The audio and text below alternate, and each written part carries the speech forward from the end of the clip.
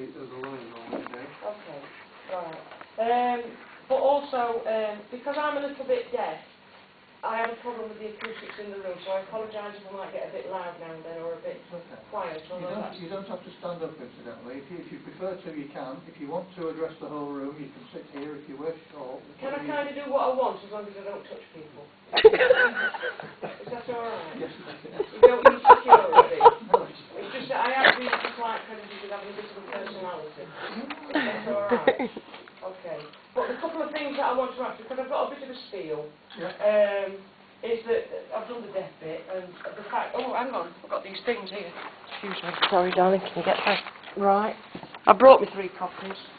Right. This is better you, not leftovers. There you go. Thank you. Right. This is for you. Thank you. All right. And just to actually explain that we don't live in an office, this has been done on the back kitchen table. Thank you. Thank you. Thank you. Right, and if you could just ask that man not to smile at me because he'll put me off. That's all right. There are little bits that you can't do me for plagiarism because I call it research because it was a group of us. All right. And as I say, the film was timed for when I did the speech at the planning committee, but it went a bit to cock. But thank you, Joanne, for sorting it. I'm here representing the community and the land use of the community, but also representing the volunteers and the customers at the animal charity shop that continually fund that nature trail and improve it and enhance the inhabitants. But also the fact that there would have been a lot more people here had it not been in the daytime.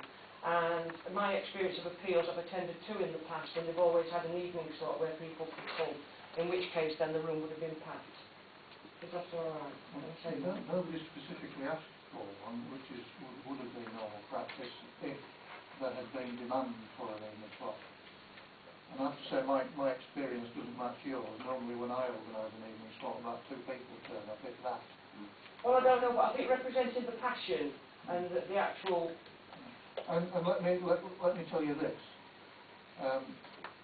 Numbers doesn't equate to weight of argument. No, I only need to hear something once for it to carry, the sufficient weight, especially if you're representing other people. So the fact that other people are not here today, but you are representing them, is fine.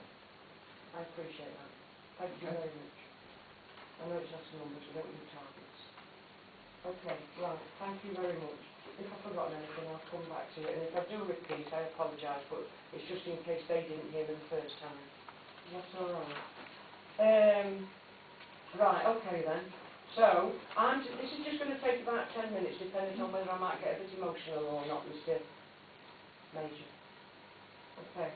So, in addition to what I said at the planning committee, I come from a reality perspective in terms of what's happening in everyday life. Is my voice all right, everybody? I'm being a bit loud. He's smiling while he's writing. He's putting me off. Can I just say that? Don't look at him. I'm not looking at you. So, the bottom line is, I want you to put all your books aside, and I want you to kick back, and I want you to loosen your tie, and I want you to imagine, I want you to take a breath, and just relax a little bit. He's smiling now, and he's putting me off. Excuse me, don't point. But the point... Look at the wall. Just look above their heads, and you'll be fine. Look at me, Julie. No, it's the fact that I've not come here, I don't profess to be an expert in anything. I am just representing what is happening in real time, and referring to what Philip said, that like, we're actually living there and what it actually feels like. So I'm not going to come and preach subsection this, paragraph 4 or whatever, because the wildlife don't want to know about that, and the people in the community don't want to know about that. And I can't imagine how horrible your week must have been, surrounded by all these books and half a rainforest. At least I presented a recycled rainforest. Is that all right? Okay. So the bottom line is, it's about what you do when you get home, when you get down to your sanctuary, and you loosen your tie or you take your bra off and you try to kick back. And you probably, Mr. Burton, go to your Peak District wherever, and there's nobody around and there's nobody interrupting you. And you've left all your books in the car, and you're putting some music on, and you have a drink, and you think about the food, and then somebody knocks on the door. I tried to get a siren on my phone, but I haven't got a teenager. But that's what Haslam's like now. It's all dee-dah, dee-dah, boy racers. People often wonder what would they feel, what would it be like would probably get done if we threw a piece of 3x2 in the middle of the road just to slow the traffic down. But that is continual. And so, like, that's Hallam now, and it's full of sirens and angry neighbours and traffic gridlocks, and a simple trip to the shop can cause a road rage incident. Only one happened the other day, and somebody's door got scratched because he insisted on opening the door first because he couldn't back out from the shop. No more patience.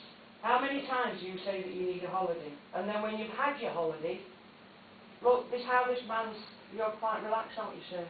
Yeah? I'm reading your... Yeah, no, that's fine. But he's loosening his time to go at home. And like, you've all got your private rooms that you go off to just have time out and just get your head together a little bit, really. But then you've had your holiday and then your head's still not clear. So then you've got to go off sick because it's full and you've got to start clearing it out. All you want is just a quiet space. It's the Englishman and his castle kind of thing. Your sanctuary where you feel safe and you can just be yourself and you can wander around in your boxers or whatever. But the bottom line is, Hallam Land Management, there is no reprieve from those exhausts, from them sirens. It's like living in a city centre, it really is. There's a classic example of people not considering the worst consequence, and I'm aiming this at you because you're just storming ahead wanting to concrete the world. And a classic example of not considering the worst consequence is that we're raising a generation of children who can't cope without a charger. They're going to school with wires in. They've got iPhones, they've got this, that, they've got touchpad, they've got whatever.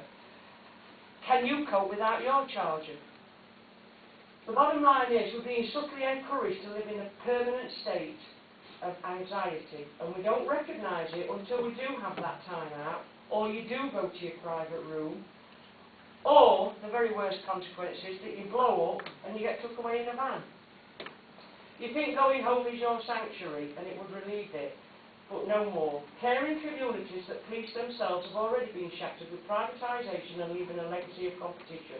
My garden's bigger than yours, I've got a better car than yours. It's no longer keeping up with the Joneses, but just wanting to overtake your neighbour and who's got the biggest and the best.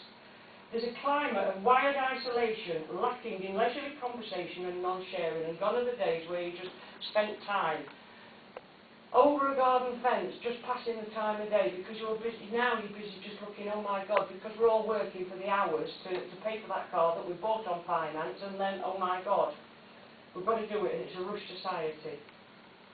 If I can just approach you, Mr. Major, are you comfortable with me talking to you this close? Yeah. Right. And I've got permission to come round here. Yeah. Yeah, so if I talk to you like this, are you feeling okay? I'm feeling fine, thank you. Fine then again. I'm sorry. The bottom line is, this is how close. In theory, if you look at a map, this is how close it is. You're not getting it because you're going off to your little detached house, aren't you? And if I'm talking to you like this all the time and there's no space and I'm in your face,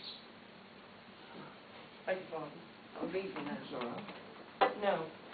But look, I'm coming over to you.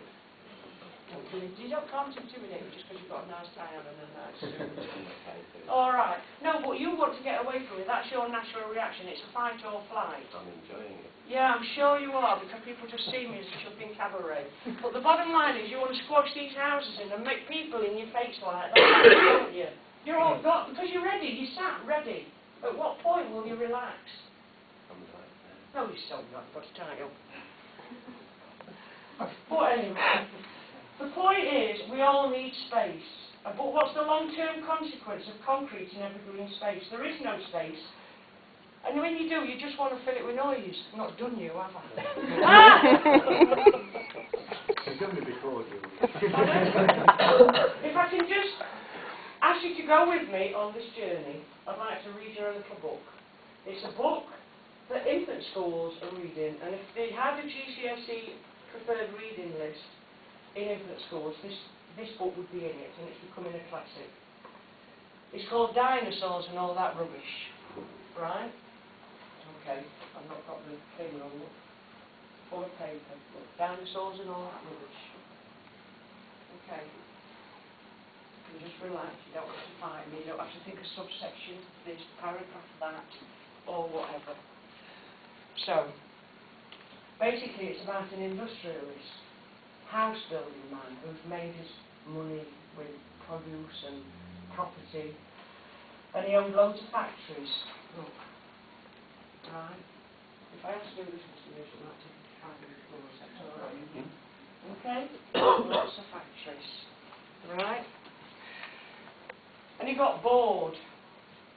He wanted his workers to build him a rocket. He wanted to cut down the trees and dig out the coal, burn whatever will burn, and build me a rocket to reach the stars.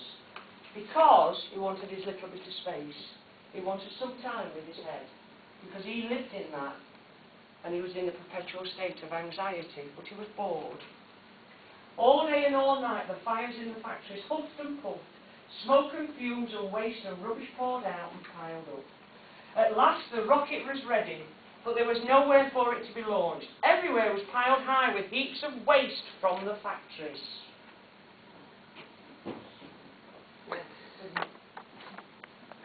Right? The man took his rocket to the top of a heap and set off for the star far away, just so as he could get a bit of headspace. He had a lot of houses by the sea. He had a lot of houses in the country, but that wasn't enough for him because he was greedy. He wanted more. On earth, the piles of rubbish smouldered and burned, and the mountains rumbled.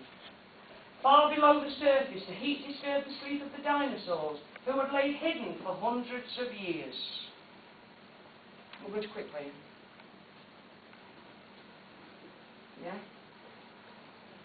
So this man's got this rocket and he's gone off to that star.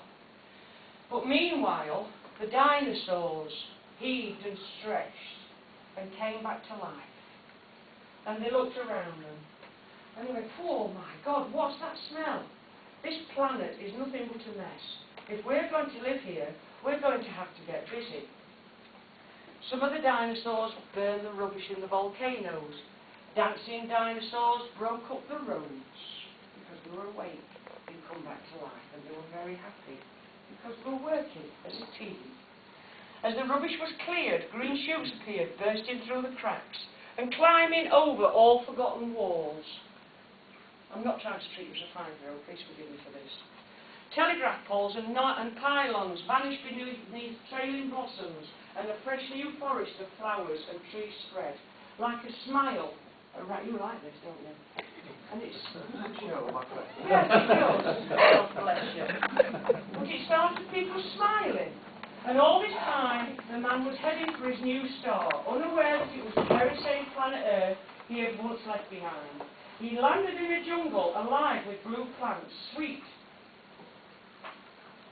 and filled with the song of birds. At last, I have found my paradise. Right, sit down a minute. Whose paradise, said the biggest dinosaur. Mine, said the man. Rubbish, said the dinosaur. I cut a page out, but basically the man got to the star and it was boring. Right. This is what I did when I told the child the book was nearly finished because I was bored of reading. Right. Well, the bottom line is, he's there on that planet. He's bored. There's nothing there. He would probably build more factories, but he hasn't got anybody to do it for him because he's a lazy, greedy man. I'm not saying you're lazy and greedy. Alright? So he got back in his rocket and he saw this flowered planet and he went back to it.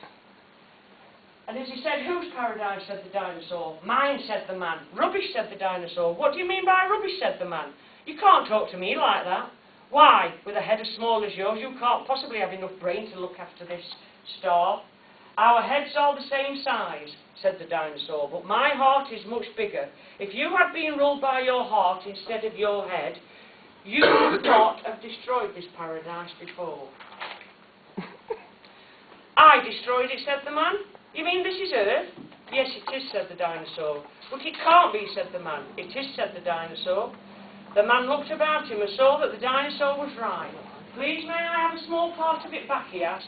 Please, just a hill, or a tree, or a flower. No, said the dinosaur. Not a part of it, but all of it. It's all yours. It's all yours. But it's also mine. Remember that.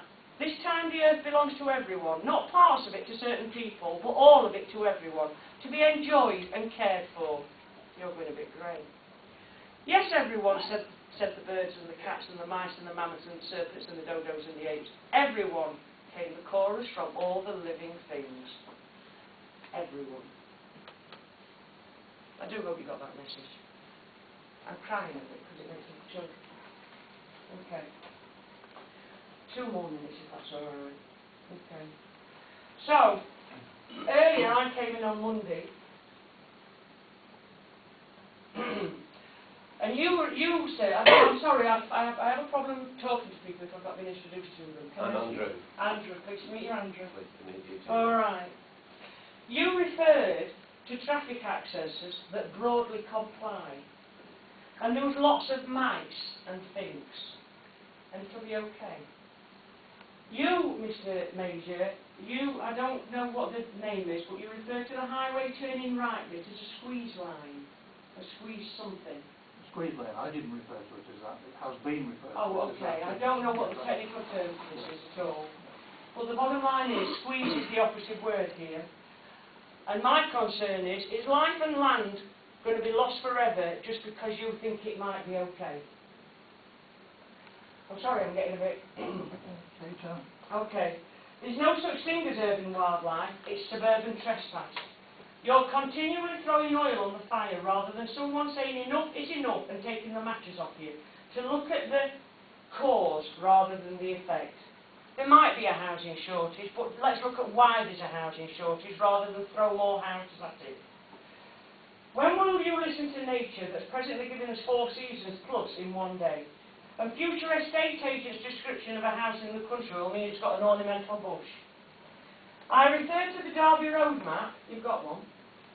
I know that you're probably nothing to do with this, but it illustrates the allocated green space catering for dwarf badgers with crampons. Resident dog walkers walk on more building land behind B&Q. This is what's happening in practice. Whilst they originally loved their neat little Lego houses with bowling green and plastic lawn, it was an optical illusion. Because when you were in there and you're thin, you thought, oh, this is alright. But I'm sorry, if you've got friends who aren't that thin, they struggle. It's all this. So it's all about getting as much space as possible. In practice, there's no space to do the everyday things like park your car, walk the dog without argument between both dog and human. An environment doesn't need more building land or bowling green lawn, it needs natural scrubland and green space, and more harmony and negotiation. If you build, to exemplify that, if you build a 10-lane motorway, you'll get 10 lanes of traffic, as opposed to bike lanes and dealing with obesity. If you look at social services, do they continually deal with the list of individuals wanting more, or do they battle with the policies and procedures like us who created the need? With the amount of derelict empty buildings, there is no housing shortage, and building more won't kickstart the economy. The economy fails because the banking industry employs those who know someone rather than not because of what they know. And those individuals are very often immature folk who can't manage their own lives, never mind other people's. And I have personal experience of that, Andrew. The helping to buy schemes, which is propaganda and sensationalism, because the helping to buy schemes were actually deemed as helping to sell. When will you start listening to the ones with real experience, the real experts, the ones that don't follow the pound? Chris Packham said that man is the most dangerous animal. Or the astronaut chap a few months ago. His name was Chris. Let's all follow Chris. He's dangerous. He said that if we all had a chance to go into space and turn around and look at our planet, we'd treat it better. You're smiling again. The planet persecutors can't see the wood for the trees, or in this case, a lack of them. There's only 2 reasons for the problem in this world. We think without acting, and more importantly, we act without thinking. I'm not saying don't build, just rethink it. Be pioneers and build recycled that's friendly to all. Why not approach those who wish to sell like the farmer across a dual carriageway? Or alternative land that's been soaked in chemicals where wildlife won't live anyway. Negotiation can work with negotiable people. Just ask for what you can have rather than fight for what you demand. Do you need lots of water? I used to be a nurse, but more I don't. With the money that this appeal is costing, I suggest you channel it into more productive practice. Stop fighting and look at the more sustainable alternatives, of which there are many, rather than the pile it high, sell it cheap mentality. Common sense is seeing things as they really are and doing things as they ought to be. I'd like to think that some of you will come to your senses and have the power, Mr. Major. You have the power. You have the power to say enough is enough and start being a parent rather than them thinking about the parent. And I apologise if I've repeated anything, but I'm not sure that they know me the first time. Thank you for listening. Okay. Can I just have a couple of points that I made notes of in the talking, please? It's on notice, please. Carry on. Okay. I've already asked you about how do you get access to the pub land. Yes.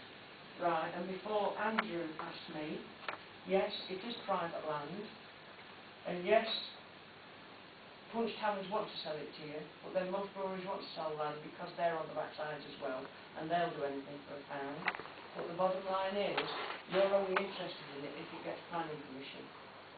If it doesn't get planning permission, you're not interested in it. So the nature trail can carry on, and the badgers can stay where they are.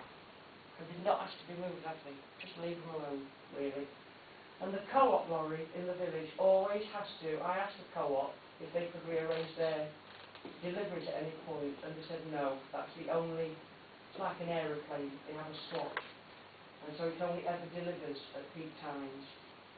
And regarding the roundabout, I have had some slight involvement in that. And the council, somebody, I don't know who it was, admitted that the roundabout was thought to be the best of a bad job because of the amount of traffic that was there before the roundabout. Okay. So, thank you for listening to me, and thank you for your patience, tolerance. Not at all, Miss Harris.